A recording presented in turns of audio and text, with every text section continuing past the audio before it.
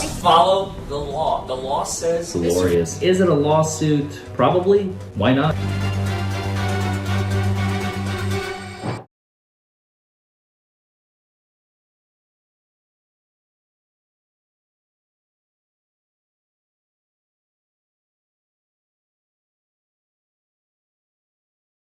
Have you or someone you love been injured as a result of someone else's negligence? Or worse, lost a loved one because of it? I am attorney Larry Forman, and myself and my team of trial lawyers are ready to help you to get the absolute maximum compensation permissible under the law. We know the system. We understand how to win. Anywhere in the United States, 24 hours a day. 1-844-774-HURT. Call us. We can help. All right. Good morning, everybody. My name's Gabe Pendleton. I'm the district judge. We've got a case that we're going to need you guys for today, so there'll be 6 of you. We'll go through the process in a minute. I'll explain it all to you. But there'll be 6 of you that will need to hear this case when we get to that point. First thing I'm going to do is call the roll for the jury. So if you're here, let me know that you're here so that you can make sure we get you this big check, and then I'll swear you in. I think it's you guys' first time, and so we'll kind of talk about that, but we'll try to get moving as soon as we can so we can get you out of here as soon as we can. All right. And if I mispronounce your name, you can correct me, and then I'll try not to do it if we have to do it again. Is there anybody who's here for jury duty and I didn't call your name? Or you didn't sign in on this? All right. All right, so I think probably what we'll do now is I'm just going to swear everybody in. So I'm going to have some questions that I'm going to ask you. If there are any of these, after I finish asking, there's 6 or 8 questions. After I finish asking those questions, if there's an issue with any one of them, come up front and we'll talk about them. I don't expect there to be, but if there are, you can come up and we'll talk about it. Okay? So everybody that's here for jury duty, please raise your right hand. Do you all solemnly swear or affirm that you will answer these questions truthfully to the best of your knowledge? All right. Is everyone here able to speak and understand the English language? Everyone here for jury duty a citizen and resident of the United States? Everyone a citizen and resident of Barron County, Kentucky? Everyone at least 18 years of age or older? Anyone have a physical or mental disability which in your opinion would render you incapable of effective jury service? Anyone been previously convicted of a felony which was not pardoned by an authorized person in the jurisdiction in which you were convicted? Anyone presently under indictment? Anyone served as a juror in the past 24 months? Does anybody have an issue with any of those? All right, congratulations. You're all eligible to be jurors and you can get paid. All right, so we've got one case today. It's a DUI case. So the way that this will work is I'll draw out 12 random names here in just a second. I guess we'll talk to you guys in just a second before I do this. But the way it'll work is I'll draw out 12 random names. You'll come up, fill in these front seats up here, start on this side, and fill in the front row, and then fill in the back row, because they'll need to know exactly where you sit. Then I'll ask a few preliminary questions, and each side will get to ask questions. Both sides are entitled to a fair jury, and that's what this process is for. It's called voir dire or voir dire if you're French, I guess. They will get to ask you some questions. You need to answer those questions. If there's anything that comes up, it's important that you answer those questions. If during that time there are any questions that you want to answer but you don't want to answer them in front of everybody, raise your hand. We'll come up here and turn on this noise, and the lawyers and myself will talk to you about your answer. But we need to make sure that you're honest, because both sides are entitled to have a fair and impartial jury, and those questions are designed to make sure that you would be somebody that could listen to the evidence and then decide the innocence or guilt based on the evidence that you hear in here, not based on something else, right? All right. Mr. Hitch, if you and Ms. McGinnis want to come on for a second. Good morning. And Your Honor, good morning. I'd like to introduce my co-counsel, Larry Forman. Hey, nice to meet you. Likewise. All right. Are there anything pre-trial when you said she filed a motion to have her made? Is there any objection to him testifying? I don't think so. You were kind to extend it to our. Okay. Although Your Honor, perhaps we can preliminarily discuss what that lab analyst can speak on with regard to the actual number and with regard to the implications of the. So is there a lab result? There is an alcohol result, yes, sir. Okay. So he could state the number, but go no further, maybe. She can probably ask him if he's. I don't know that he's an expert necessarily. Right. I guess she can ask him about if she knows, but as far as you kind of have to tread a little Yeah. thin on saying that definitely means he's drunk. She can say look that or under the influence. I guess she can say look that if he knows what the legal limit is and if it's above or below that, but I don't know if he can say that. Although I think that's what we were drawing attention to, is that mentioning kind of what the legal limit is would be out of bounds, simply because it's outside the 2-hour rule. It's not a per se intoxication. It's purely under the influence. Right. I think any mention of the legal limit would confuse the jury and mislead the jury. Well, I don't think she would be able to say you can find him guilty because it's above that. But I think that, the law is that the legal limit is what it is. And whether you'll be able to argue that it's outside that time frame and what that means. But I don't think it's out of bounds for him to say what the limit is and what the test result is. But I don't think they'd be able to argue that because it's over that means that he's under the influence. Okay. Because So you they cannot have have a that. 2 hour, you're going to be able to argue the 2 hour that's past that, and that changes things. Great. Right. And what other witnesses are they intending to call? The witnesses we have, Your Honor, are Mr. Jacob Suggs, who is the 911 caller. We also have the trooper, Evan Smith. We have David Barton, the lab technician, as well as the phlebotomist from T.J. Sampson Hospital, Miss Macy Butler. So she won't take very long. How many witnesses you plan on calling, if any? Yeah, I guess we're reserving it this time. Okay. So we have that instruction. I looked at your instructions. I looked at hers. They're basically the same. Right. I'm going to probably use hers, but I'm going to take out this dismiss. She didn't have the one headlight. Right, I didn't include one headlight. I intend to dismiss that charge. Which one? The one headlight. Oh, then take that out. So Okay. take that out. And then, so if he decides to testify, then I'll take out that instruction. Oh, understood. If he testifies, then you'll take that out. Yeah. Thank you for being adaptable, Your Honor. It's kind of, yeah, But that's great. I think other than that, is there anything else that we need to discuss?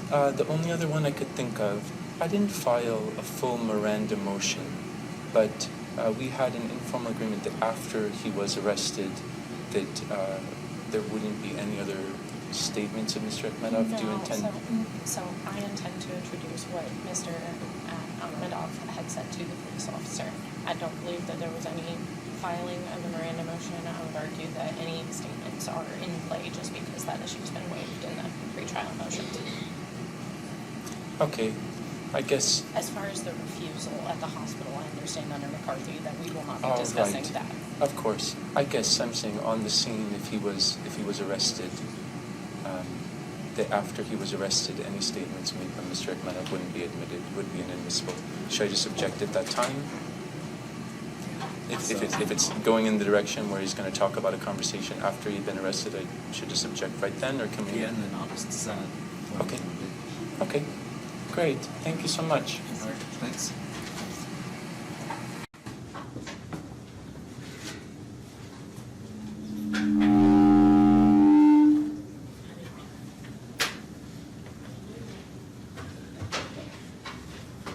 All right.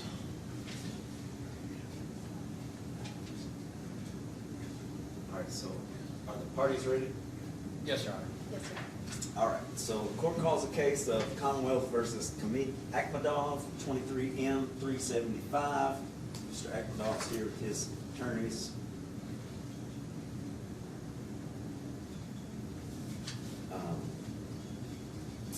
got enough jurors here, first off, I want to thank everybody for being here. It's cold. I'm sure that everybody here would rather be somewhere else, but this is an important civic duty for your community. Everybody that's here certainly appreciates it. I probably appreciate it more, but we couldn't, this court and the justice system in America wouldn't function very well if we didn't have people that were willing to come in and listen to these cases when we have to have them. We don't have them every week, but we do have them occasionally, and when we do have to have them, it's because, the sides couldn't work it out, and most of the time, they get worked out one way or the other, just because folks know that there are 6 people that are willing to come in and listen, and then you have to prove the case in front of them. And so that tends to lead to a lot of resolutions, but not all cases can be resolved, and we need 6 people to decide it for us. So that's what you're here for today. We're going to jump right into it. So I'm going to draw these 12 names. You'll come up here and sit. I'll swear you in, and then I'll kind of give you some more instructions as we go. But I'll try to quit talking and just get into it. So if I call your name, come and sit up front here. All right. So for everybody that's here for jury duty, even if you're in the back and you're not one of the 12, please pay attention to these questions that they're going to ask and that I'm about to ask. Because if somebody has to be excused for some reason, if you've paid attention, we're going to draw another random name and replace you with that. We may have to do that a few times. If we do replace you and you come up front, if you've paid attention, you can tell us if you have any issues with the questions already. It's going to save everybody a lot of time. If you do that, you're sitting in here, what else you got to do? So everybody that's here for jury duty, you've been sworn in, so we're going to do it again anyway. So everybody that's here for jury duty, even if you're in the back, raise your right hand. Do you all solemnly swear or affirm that you will answer truthfully the questions that are asked of you? All right. So the way that this will work is, well, first of all, if Mr. Akhmadov stand up. This is Mr. Akhmadov. He is the defendant. These are his attorneys, Mr. Hitch and Mr. Forman. All right, thank you. This is the Commonwealth. This is the prosecutor, Ms. McGinnis. She's from the county attorney's office. And this is the trooper. Is it Trooper Smith? Right. So that's the prosecutor. I'm the judge. This is my clerk, and that's the circuit clerk, Ms. Jolly. Just so you guys aren't in here all the time, I just take for granted that everybody knows who everybody is, and most of the time you don't. I find out afterwards that people don't know, and so when you've been doing this as long as I have, you just assume everybody knows what you're doing. And if you only see these things on TV, this is not how. TV's not real life. It's not how it works. So the way that this will work, each side will get to ask you questions. Like I said, please answer them. They may ask you directly a question specifically for you. If they do, just make sure that you answer it truthfully. If you have something that you want to answer and you don't want to say it in front of everybody, we'll turn that noise back on. You come up here. It's not a big deal. We'll do that. I do have to explain that in the American justice system that the defendant is presumed innocent. So right now, if there were 6 of you that were on the jury and I told you to go back here and decide whether this gentleman was innocent or guilty, does everybody agree that you'd have to find him innocent because you have heard no evidence of guilt? So he is not guilty until he is proven beyond a reasonable doubt to be guilty. That is the standard of proof in this case. It is beyond a reasonable doubt. I'm not allowed to define it for you. The parties are not allowed to define it for you. You can basically say that it is not proof beyond all doubt, but it is something that you guys will have to come up with collectively when you go back, at whatever 6 of you go back there, based on your life experiences and talking together, you will determine whether they have met that standard of proof beyond a reasonable doubt. Okay. We've talked about the potential witnesses. I guess we probably should have named them for the jury. So if you want to tell me who your potential witnesses would be. Yes, Your Honor. The Commonwealth intends to call Trooper Smith. We also have a witness named Jacob Suggs. There's also a phlebotomist that works at T.J. Sampson Hospital. Her name is Macy Elmore. And we also have a lab technician that works at the Western Branch of the Kentucky State Police Lab named David Barton. All right. Mr. Hitch, you can name your potential witnesses. You may not call anybody, and we'll address that. At this time, we have an expert witness named Dr. Jimmy Valentine, and Mr. Edmedoff will likely testify as well. All right. I should also tell you that if the defendant does, we'll talk about this again if we get to that instructions. But if the defendant does not testify, that is not something that can be used against him. He has the right not to testify if he does not want to. That will probably be a decision that will be made later. For the jurors, I'm going to ask you a few preliminary questions before I get to them. This case involves a DUI and possession of marijuana. Those could potentially involve, penalties could include jail time.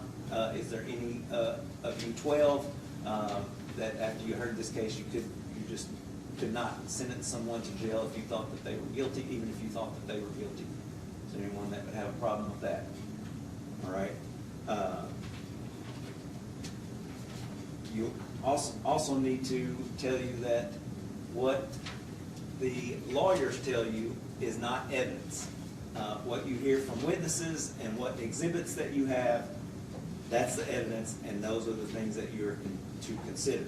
After you have heard all the evidence, the way that this will work is I'll read you the instructions. That will be the law. That's the law that you are to follow. You'll take those instructions back there with you. You'll look at those, and then you'll apply what you heard in here, the evidence, to those instructions and determine whether you believe that the person is guilty or innocent of the different charges. Okay?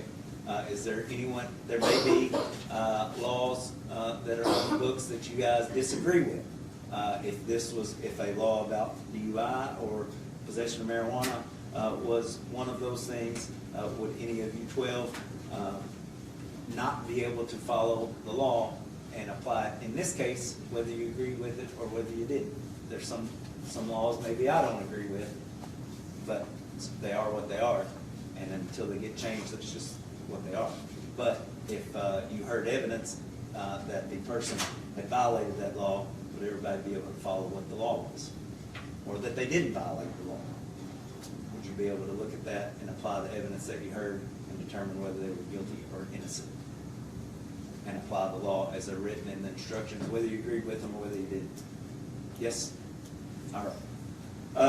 Your Honor, may we approach? Yes. Just very briefly.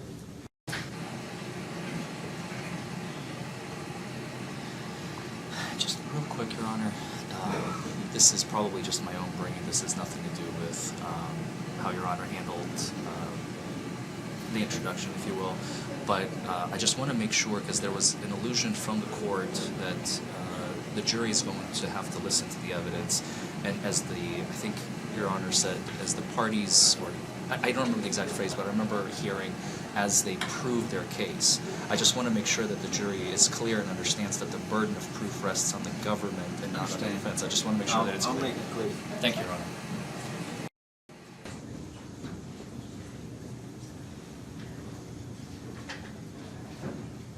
All right. So the burden is on the Commonwealth to prove this case. The burden is not on the defendant. The Commonwealth has to prove each element of the case beyond a reasonable doubt in order for you to find the defendant guilty of any of the charges. That will be part of the instructions, but that's something that we should discuss now as well. Is there anyone here of you 12 that couldn't sit? This may take, until after lunch. We'll talk about, if it gets to lunchtime and everybody gets hungry, we'll talk about it, whether you want to keep going or depending on where we're at. I don't imagine it's going to take all day, but it may be after lunch. Are there any of you that couldn't sit here until after lunch? If you had to listen to it, you had a kid that you had to pick up, or you got a doctor's appointment that you couldn't reschedule. Okay. I would imagine that we'll be done by 3, but if I could predict the future, I would have a different job. We all would, wouldn't we? Probably. But we'll, I think at this point, we're probably safe at 3, but I don't know. What do you guys think? I mean, we've got enough folks here, we could probably not worth risking. So I tell you what, I'm just gonna excuse you and I'm gonna call another name, okay? For everybody, for you and for everybody else, yeah, just hold on 1 second. When, what's the process? Do y'all text them now or? Yes. we'll take So- care of the one We have a trial scheduled for every Friday, as of right now. Next week, it looks like we're also gonna have one. That can change, and we won't know until Thursday, but that's why we'll text you Thursday night or, after. Try to just get Court closes. somebody for next Friday. Yeah, but just letting you know that we do have them scheduled for every Friday for January and I think for February, not in March because it's basketball time and I don't have court during that time, so.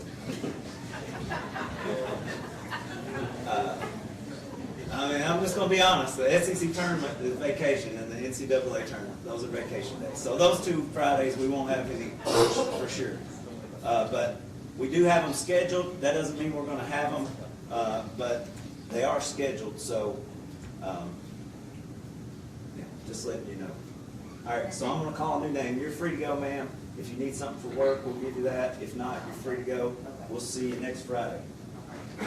Good morning, ma'am. Were you able to hear all the questions that I've asked so far? Yes. Do you have any issues with any of those? Okay. Does do any of you 12 know the folks over here or any of the folks over here or any of the names that they mentioned as potential witnesses? Maybe the only one that you might know is the lady that works at the hospital. If any of you know her. Okay. Then I think that is probably it. I will just tell you that when we have to take breaks, I'll give you an admonition not to talk about the case. When these folks get done asking you these questions, we'll take a break for them to go. What they get to do is strike up to 3 people if they would like, for whatever reason they want, as long as it's not a few prohibited reasons like race. But once they do that, I give them about 5 or 10 minutes to do that, and then we come back, and then I tell you who the 6 are going to be. If they don't strike 3 separate people, then I just draw it randomly to get down to 6. But once we do that, once we get to that point, the rest of everybody else, or once we get to the point where we just submit the 12, the folks that are in the back, you guys will all be able to go home. Or wherever you're welcome to stay if you'd like, but you're free to leave. So we'll just go ahead and jump right into it, get started. Can everybody hear me okay? I don't believe Judge asked this, but just very quickly as another preliminary matter, does anybody need any hearing assistance or anything?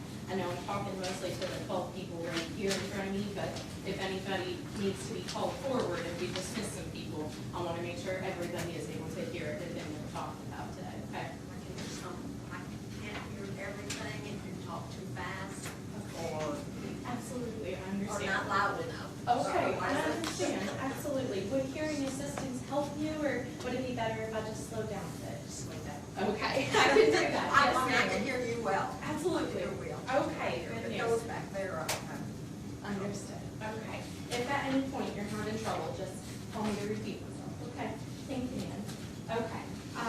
As Judge said earlier, my name is Christina McGinnis. I'm one of the assistant county attorneys here. Does anybody know me? I don't recognize anybody, but just in case nobody's ever had a trial with me or been in court with me or lived next door to me or anything, right? Okay. Does anybody over here at my table, I have Miss Sarah Key. She is our office administrator. Does anybody know Miss Key? Okay. And over here I have Trooper Evan Smith. Oh, I'm sorry, sir. Well, You might know somebody at the table? Okay, understood. Thank you, sir. I don't think it'll be an issue yet, but if it does become one, I'll make sure to remember your face, okay? Also, over here at our table, I have Trooper Evan Smith. Does anybody know Trooper Smith?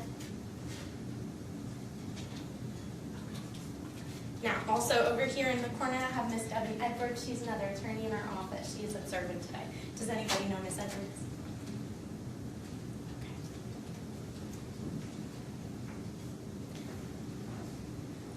Does anybody here know anybody from the defense team? I believe that's Mr. Forman, that's Mr. Hitch here. Does anybody know either of them? Does anybody know Mr. Akhmedov, right? Okay. Mr. Akhmedov, does anybody know him, live next door to him, go to church with him? Is anybody here, and again, I'm speaking with everybody, but mostly the 12 people in the front right now. Is anybody here before them on the jury? And you can raise your hands if you have, that's totally fine. I'll start with you, ma'am. What's your name? Tricia Scott. Miss Scott. What juries have you been on before? Just one. Just one? How long ago? 15 years ago. Oh, a while. Okay, sure. Understood. Do you remember what kind of jury it was? I think it was a DUI. Oh, okay. And do you remember, did you actually sit for the entirety of the case? Did you come to a verdict with the rest of your jurors? Okay. Were you able during that entire case to sit and listen to the evidence, everything that was presented to you, and reason with the other jurors with you to come to a verdict? Do you think you'd be able to do that in this case too? And sir, I think you raised your hand possibly. What juries have you been on before? 30 years ago, In Hart County, do you remember, was it a criminal or a civil case? Oh, I'm sorry, I didn't hear you. A bootlegging case, okay. Oh, interesting, man, okay. I haven't heard of one of those, man. Do you remember, did you sit on the entirety of the case? And just the same questions I asked Ms. Scott, were you able to come to an entire, listen to the evidence, sit through the entire case and actually reach a verdict with your other jurors? All right. Yes, sir. That's about 3 years ago. It was for to hear evidence and see if it needs to go to trial. A grand jury. Okay, understood. So I guess that process is just a little bit different. And how long ago did you say it was? About 3 years. 3 years? Okay. So you were able to listen to that, and that would be a different standard of evidence than here. So we won't discuss all that. But were you able to listen to what was presented to you and reach a decision with those around you? Yes. Okay, great. And you, I think in grand juries, you listen to a lot of different cases, Yes. right? Not just a single one. Okay. Don't worry, we only have the one case today, okay? Anybody else? Anybody up here that's ever been on another jury before? Let's see. Now, I am not allowed to explain to you what beyond a reasonable doubt is, okay? The judge is not allowed to define it or explain it to you. Mr. Hitch is also not allowed to define or explain it to you, okay? That is for you guys to determine. Now, what if I asked you, has anybody ever seen those connect the dots pictures before, like when you're in grade school or something like that? Do you, Sarah, I'll pick on you for a minute. What's your name? Nathaniel Goodman? Okay, I'm Mr. Goodman. Have you ever seen those pictures before? Okay. And the general premise of it is just the dots, they form a larger picture, right? And are you able to tell what the picture is before you draw those lines? I understand completely, yes, sir. So, the idea of it, though, is that you draw the lines between the actual dots and you form a picture, right? And you see what the picture is afterwards, too, right? Does anybody here, if we take that premise and apply it to a trial or to evidence, does anybody think that they're not allowed to draw those lines?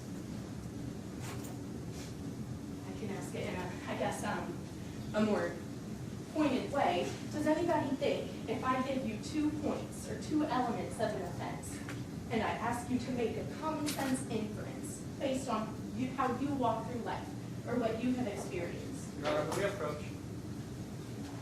Okay.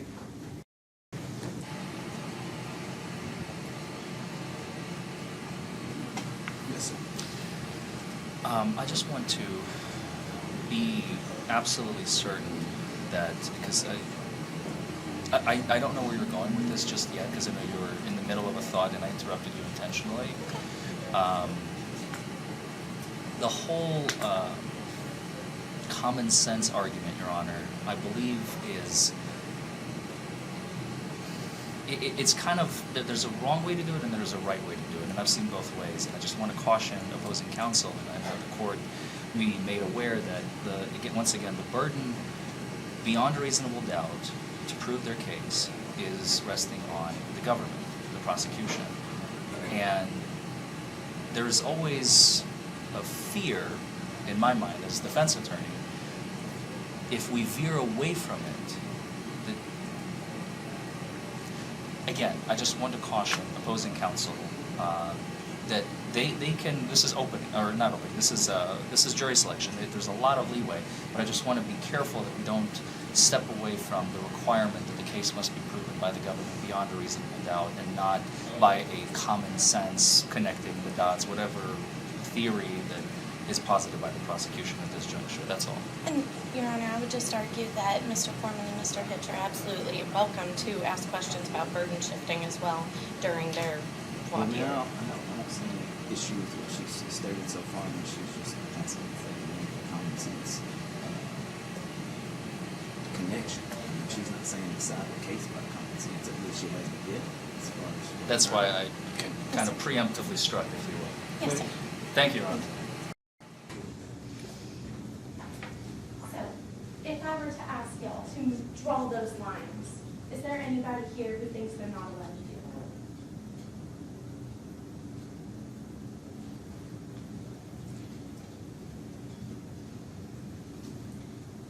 that? Does anybody here believe that if I put that in front of you and you were to draw those lines, that that is not enough for you to reach a conclusion?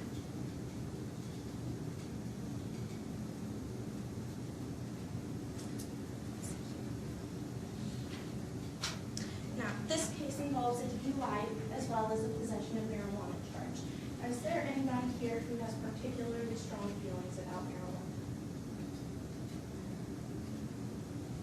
I guess I've already spoken with you a little bit, but I'll pick on you again. What are your thoughts as far as marijuana is concerned? As far as use of marijuana, I don't use it myself. I think that there's use for it in the medicinal sense. If someone is struggling with like services and has strong issues with loud noises, that it can have can help them deal with some things.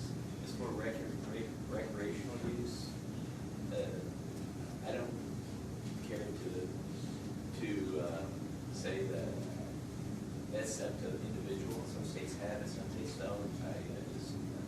I've been exposed to it in college with a roommate, but I don't have any strong feelings like somebody using it that's definitely against the law. But if the law prohibits it, it is against the law.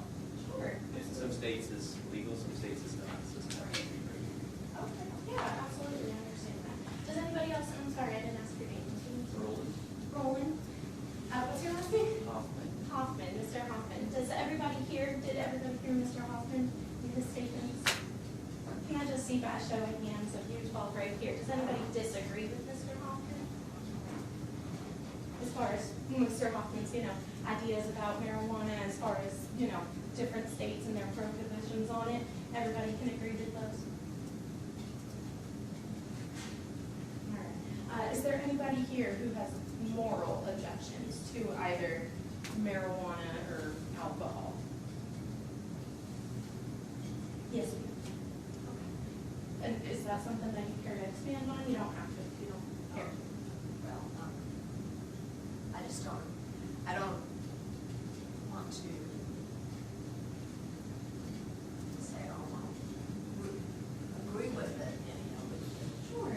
So I'll ask you I'm this. open-minded. Oh, gotcha. Okay, so that was what I was going to ask you next. Do you think that, whether or not you would use marijuana or you would use alcohol, are you able to hear the facts of the case and decide it impartially and fairly?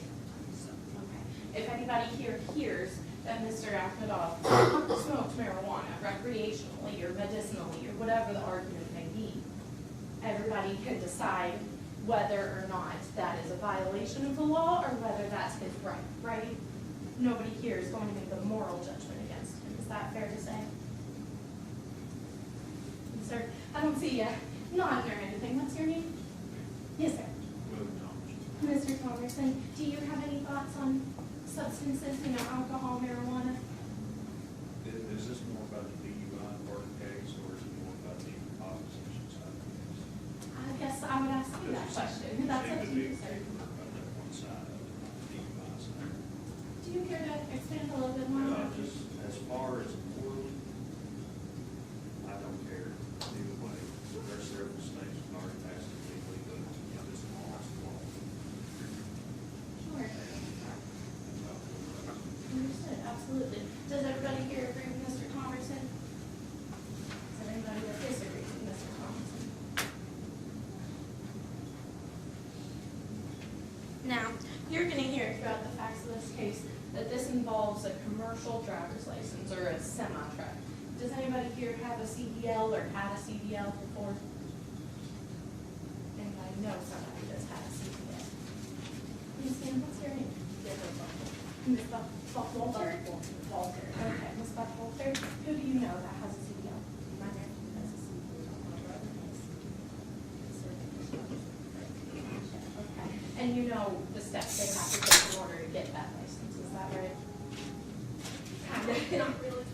Okay, yeah, absolutely. Do you think if you heard that somebody had a CDL, you would think better or worse of them just based on having that status, that license status? Okay. Sure, yeah, absolutely. Does anybody else know anybody? Ma'am, I haven't spoken with you before. What's your name? No, Shirley. Miss Shirley, who do you know that has a CDL? My brother, we have company that we have employees in the CDL, so a lot of people. Gotcha, okay. You employ some people that have to get that. Yes. Okay, so you know a little bit more about what the steps are in order to get that license. Okay.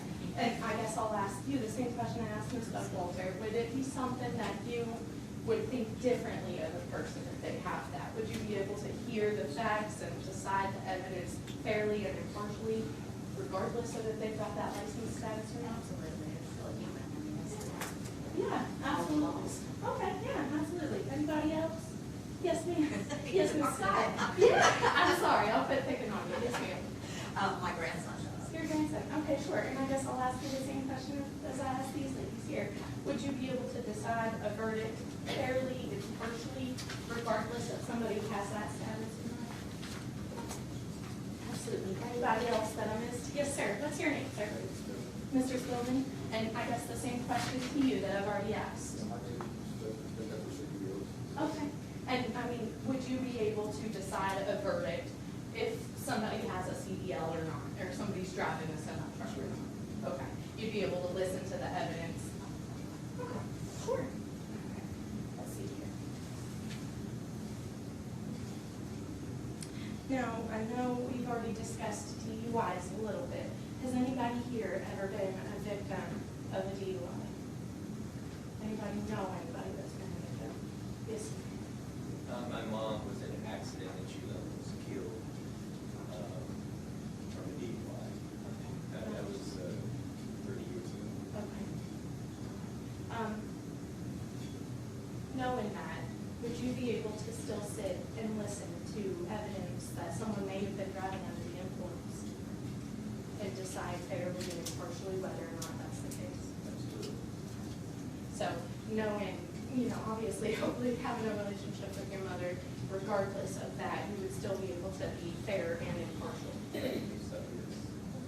Does anybody else have a situation similar to Mr. Hoffman here, that they know somebody that's been in an accident, or anybody that's been charged with a DUI, or ever, been accused of it before? And I'm not asking you all to tell them yourselves, I promise. Yes, sir, because they're still right? Yes, sir. 20 years ago, okay. So, knowing that part of your life, is that something that you wouldn't be able to hear facts about, or, knowing the other side of the system as well, having been there yourself, is that something that you wouldn't be able to decide fairly or impartially? You could, okay. Is it something where you couldn't reach a guilty verdict if you had the evidence in front of you to decide that? You still could do that? Okay, sure. Anybody else?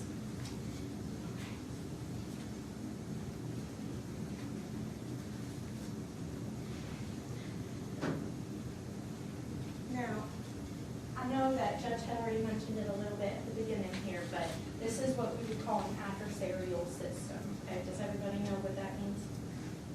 No. Okay. Sir, I don't think I've talked to you a whole lot. What's your name?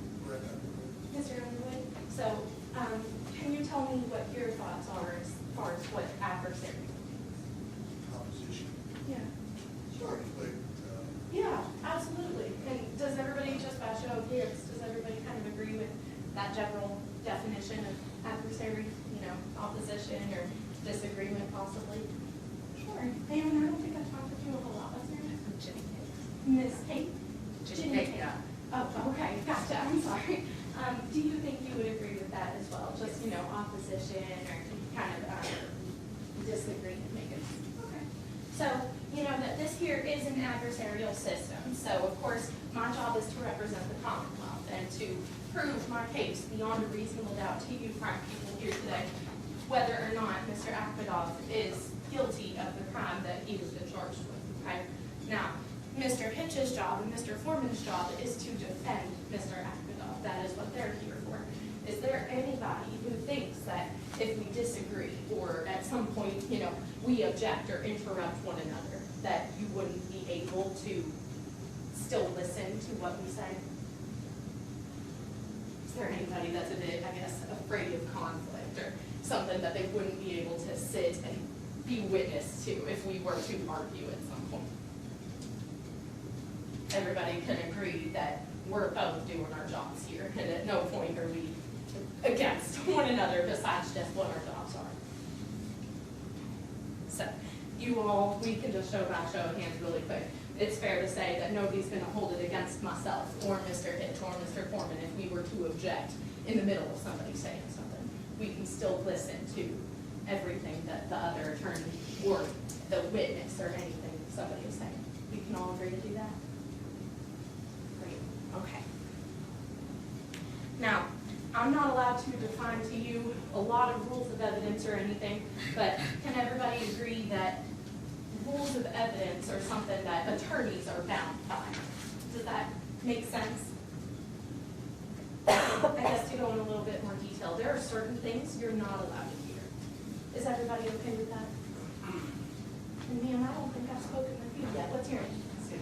Cindy. What's your last name again? Froggett. Froggett, okay, Miss Froggett. So, you know, if there's something that we have already argued about before y'all came in here, and it's been decided, if there is a process where I seem robotic or Mr. Hitch seems robotic, potentially just because we are trying not to violate certain rules, is that something you would hold against me or Mr. Hitch? No, okay. Is there something that you think you have to hear in order to come to a verdict? Just the evidence. Sure, okay. So if, for example, I were to start a thought, Mr. Hitch or Mr. Forman were to object, and then we came back and we just kind of changed lanes or changed topics entirely, would you have to consider, oh, what was that about? Or would you be able to move past it just as we have? I would just move past it. Move past it. And when you go back there to deliberate, you wouldn't be bringing that up again with your fellow jurors about, well, they didn't actually elaborate on this question. Okay. Can everybody else agree with that as well, what Ms. Froggett was just saying here? Okay. And sir, what's your name again? I'm sorry. Yes, sir. Johnny?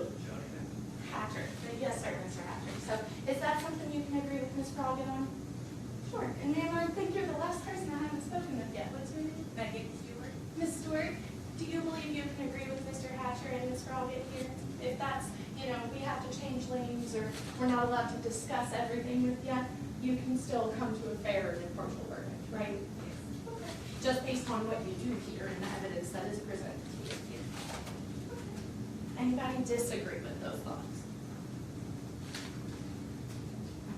So you already heard it a little bit. At some point, we'll go up in front of the judge. We'll have the white noise turned on so you'll hear that crackling in front of you while we're discussing the case. If you're not able to hear all of that, everybody will still be able to consider the evidence fairly and impartially and reach a verdict, right?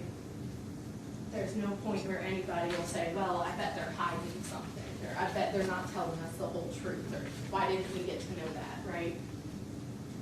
everybody can agree to just listen to the evidence that's presented to you.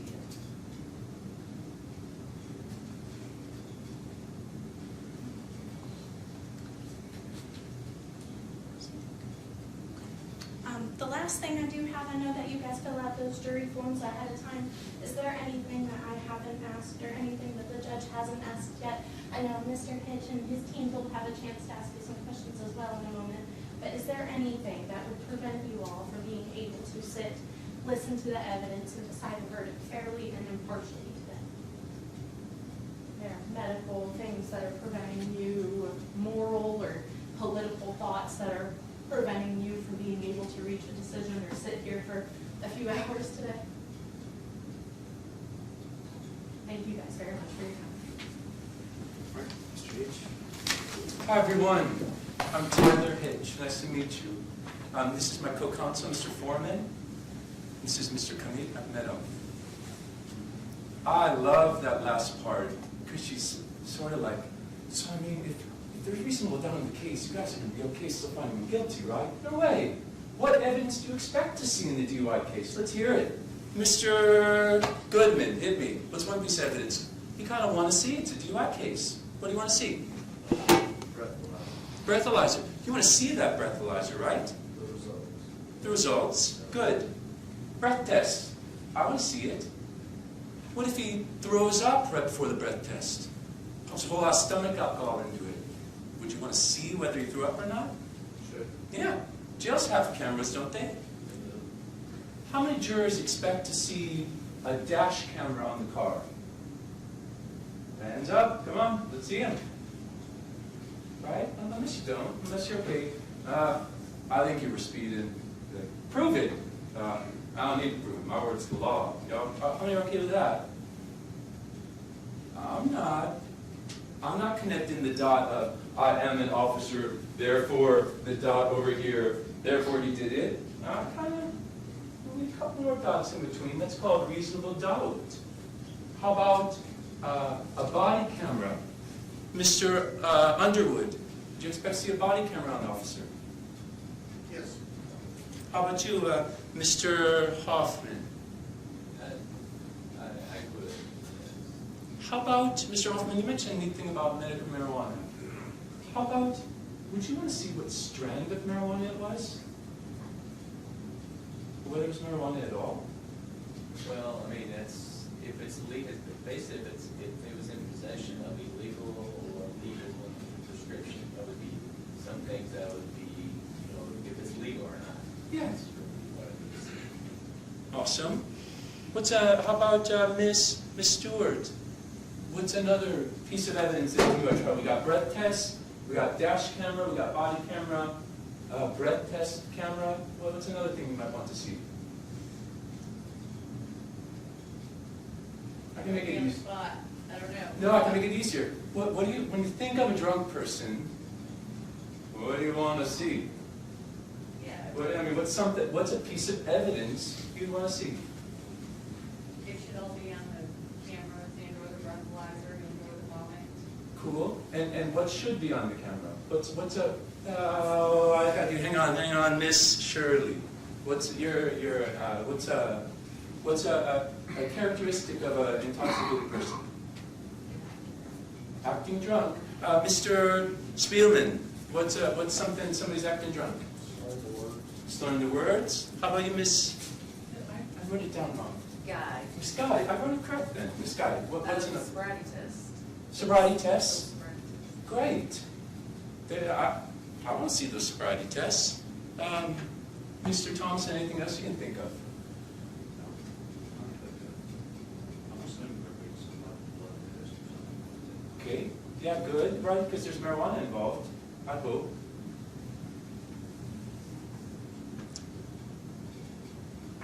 I'm thinking about the different things we want to see. Judge Pendleton made a great introduction. If we did nothing right now, and we just sat here, what's my job here today? What's our job as Mr. Ivanov's defense? It's not a trick question, but it's a little bit. Ms. Buckwalter, what do you think? I feel like we're in school, you know. This is my favorite part of the whole trial. Their job is to prove. Their job is to prove. And I get to diet soda, water, I get to, right? Like they prove. They prove. And I just say, what can I do? I'm sure I can object, make sure it's fair, and that's what the judge is here for. He's a neutral. So what's my job? Mr. Hatcher? Defend them, good, but how can I do it? Do I have to say, well, we can prove this and prove this and prove this? You're nodding your head, that's the wrong answer. Do we have to prove anything? Do we have to prove anything at all? They have to prove everything. They have to prove, who knows the standard to arrest somebody, just on the side of the road. If you're going to arrest someone, who knows that standard? You ever heard of anybody? It's called probable cause to arrest. Then you have a reasonable grounds that a crime may have been committed. So, I smell alcohol, notice you were swerving, I think, and it's reasonable, I'm not just like totally arresting people for no reason. I've got a reasonable thing for arresting you. But that's at the arrest stage. When we get here to a jury trial, is it still the same, like, I just need a reason to arrest you? What about to convict you of a crime and to be found guilty? What's the standard? You've heard it a couple of times today. Beyond a reasonable doubt. It shifts. It goes from, I need to have a reason to arrest you, to, I don't want to define it, but I need to prove so much that if we so much as present, well, what about this? What about this? That's a reasonable doubt. That's a reasonable doubt. You as the jury are not looking to connect the dots for the prosecution. Your job is, you're looking at whether or not you've got doubt in the prosecution. Your standard of care is whether or not they've gone beyond your reasonable doubt.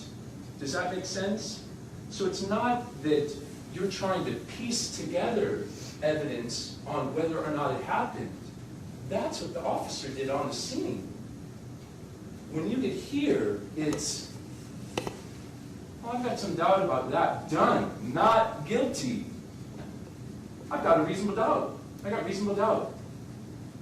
That's your standard. Does that make sense? I think that's why we objected while they were presenting. Is they're presenting it as if, like, I guess it's a neat question of, is the jury, this is a neat one. I like you a lot, Mr. Huffman. They're kind of picking on you a little bit. It's neat to think, is the jury kind of on the prosecution side? Are you on the defendant side? Or are you a neutral? And it's a trick question. Because you all know what you're supposed to say, but I don't think it's what do you think, Mr. Huffman? Well, I perceive that based on the evidence, that guilty until evidence shows without a doubt that they violated crime, violated the law. And unless I don't necessarily connect the dots, the picture is presented to me. So the line drawing, that's like, okay, I'm drawing, well, draw a line this way, straight line or curved line. It's the image is there. I don't need to connect anything. So the job of the prosecution is to connect the dots for us. Good. And then we see the image. And so we just have bystander saying, okay, based on this, it's for sure violated the law. Then what happens if Mr. Goodman or Mr. Hatcher says, well, I've got some doubt about this? What would your job be to do then? Just to understand why they have a doubt. Right, and almost to prove beyond that doubt. You've got to, if you're on the side of the prosecution, the jury, you've got to go beyond that doubt. It's neat because the way our Constitution's set up is defending against the government. We don't want police that can just come, arrest you, and kind of prosecute you all the way guilty. Our framers set it up so that the standard is the opposite. It's not, I have reason to arrest you. It's, you have to have all the reasons to arrest me so much that I don't have a reasonable doubt. It's the opposite. So I'd like to say the jury is actually... Judge, I'm going to object at this point. If we go first, please. Okay. Okay. I would just ask, Judge, that we can... Okay. No, I'll wrap it up. I'm sorry for going too far the other way. Hold on. The comment is just whether or not we can ask questions during... It's just during voir dire, so I would ask that Mr. Hedge continue to ask the jury questions, not necessarily make his closing argument currently. Okay. Thank you, Judge. Seems fair. I should save it for closing argument. My remaining questions, how about, does anybody have somebody close with the police in their family? Any kind of close? Oh, yes.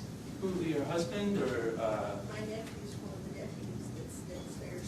Nephew, one of the deputies downstairs. Okay. Do you feel like you have such a, does your nephew ever lie? No, true. I'm testing whether your familial affection might override your sense that cops can do some pretty bad stuff. As we've seen in our country. Yeah, not bad. Do you feel there's a small chance you might not be able to be fair in your assessment of the officer's testimony? You feel you'd be fair? I do. Okay, I think you will too. Sometimes you, no, that's perfect. Thank you, Ms. Buckler.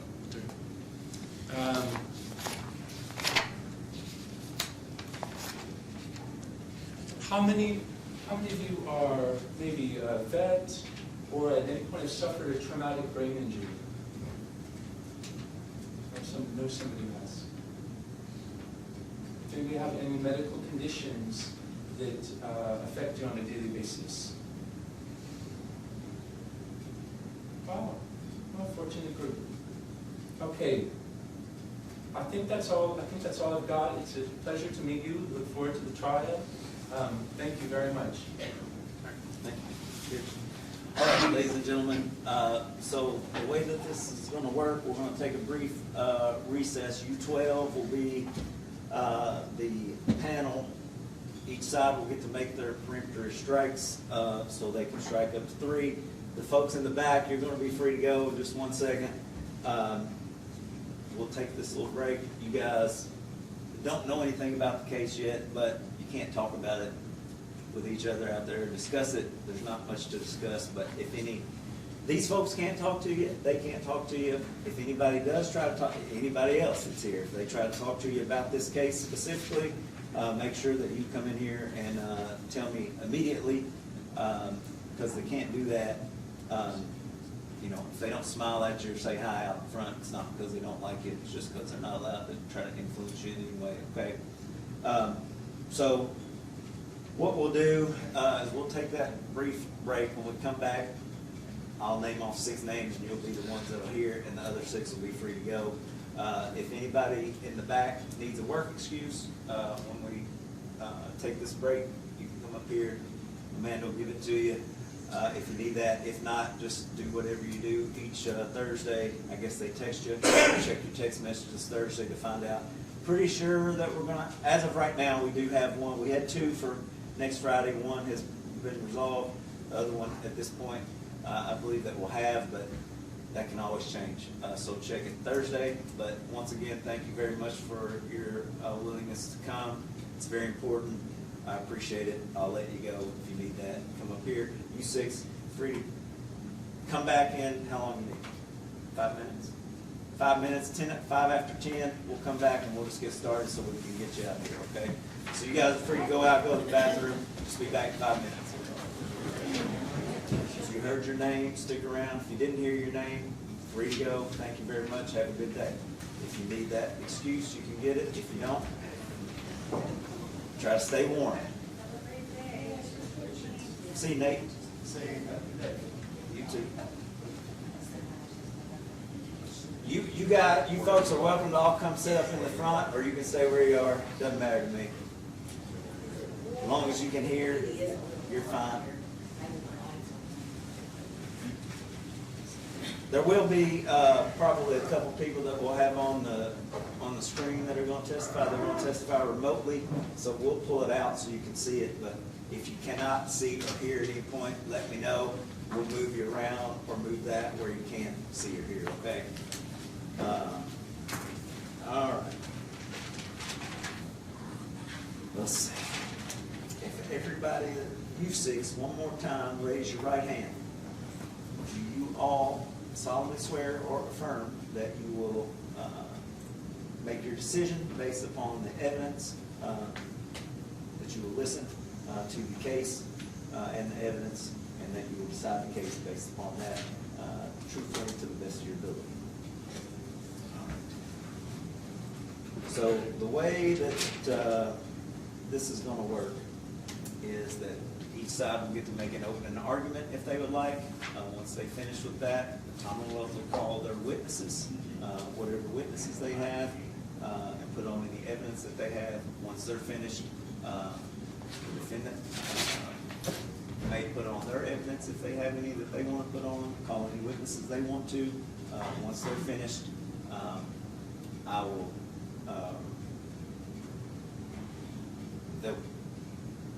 I'll read the instructions, and they will be able to make I'll read the instructions to you, so you'll hear the law, and then each party will get to make a closing argument if they would like. Once they finish with that, I'll swear the bailiff in. He'll take you back to the jury room. You'll get the instructions, any evidence or exhibits that they have. You get to take that with you, and then you'll elect a first court. I'll tell you this again, but you'll elect a first person. First thing you'll do is elect a foreperson. Once you've done that, you'll deliberate on the case, decide the charges, fill out the form verdicts, and once the foreperson has signed and dated it, knock on the door, come back out, your part will be done, and then whatever you have decided, I'll talk about it with them after you have left, okay? Also, you'll have to turn off your phones. When you get ready to go back, you can keep them right now. Obviously, you don't need to be looking at them, but when you do go back to the jury room, I'll have you lay them up here on this witness stand. I'll be in here, so your phones will be safe. We'll have Steve guard them if you got a gun.